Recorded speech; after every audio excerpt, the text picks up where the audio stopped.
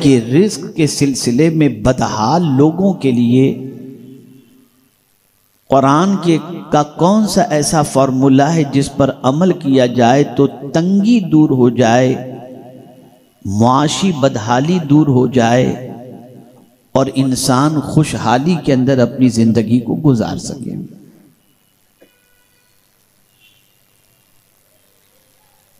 تو میں نے جس آیہ کریمہ کی تلاوت کا شرف حاصل کیا اس میں رب قدیر جل جلالہ نے ایک عمل کا تذکرہ فرمایا، جو کوئی اللہ کے عطا کردہ اس فارمولے کو فالو کرے گا، اس پر عمل کرے گا،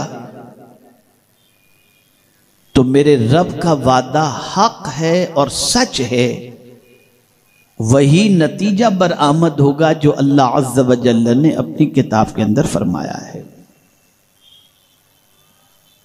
اس لیے کہ اللہ عز و جل کی شان یہ ہے کہ اس سے زیادہ سچی بات کسی اور کی نہیں ہو سکتی۔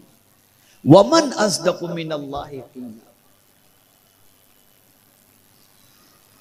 اور اللہ جب وعدہ فرماتا ہے تو اس نے خود اپنی شان بیان فرمائی، ان اللہ لا یخلف المیعاد، کہ بے شک اللہ عز و جل وعدہ خلافی نہیں فرماتا۔ اور یہ بات بھی اچھی طریقے سے ذہن کے اندر رکھیں کہ رزق دینے والی ذات اللہ کی ہے، اور وہ صرف انسانوں کو رزق نہیں دیتا، جانوروں کو بھی روزی دینے والا وہی ہے، پتھروں کو روزی دینے والا وہی ہے، درخت کو روزی دینے والا وہی ہے، چرند کو روزی دینے والا وہی ہے، پرند کو روزی دینے والا وہی ہے، درخت کو روزی دینے والا وہی ہے۔ ہر ایک کی روزی کا رزاق اللہ رب العزت جل جلالہ، اور اسی نے فرمایا کہ اگر کسی کے پاس تم یہ دیکھ رہے ہو کہ روزی میں کشادگی ہے، فراوانی ہے، اور اگر کسی کے یہاں تم دیکھ رہے ہو کہ روزی میں تنگی ہے، تو کس کی وجہ سے ہے؟ تو اللہ فرماتے اللہ یبسط الرزق لمن یشاء ویقدر، اللہ جس کا چاہتا ہے، جس کی چاہتا ہے روزی تنگ کر دیتا ہے، اور جس کی چاہتا ہے کشادگی فرما دیتا ہے۔ اور خود اللہ نے اپنی شان بیان فرمائی، وَمَا مِن دَابَّةٍ فِي الْأَرْضِ إِلَّا عَلَى اللَّهِ رِزْقُهَا۔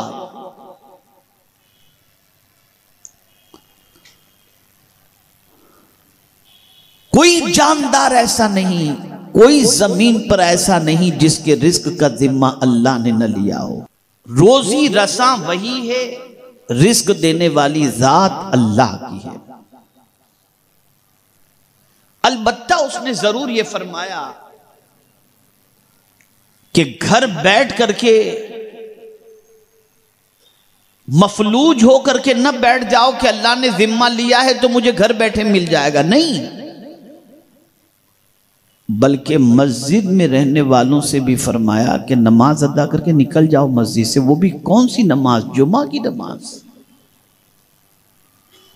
اذا قضیت الصلاۃ فانتشروا فی الارض، جب تم نماز ادا کر لو تو زمین پر پھیل جاؤ۔ کیا کرو زمین پر پھیل کر؟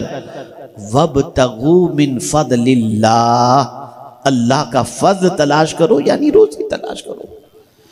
محنت کرنا، روزی تلاش کرنا یہ تمہارا کام ہے، اور روزی عطا کرنا یہ رب قدیر جل جلالہ کی ذمہ ہے۔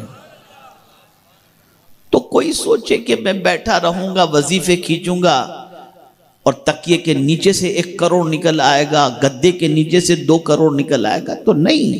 وابتغوا من فضل اللہ، نکلو اور اللہ کا فضل تلاش کرو۔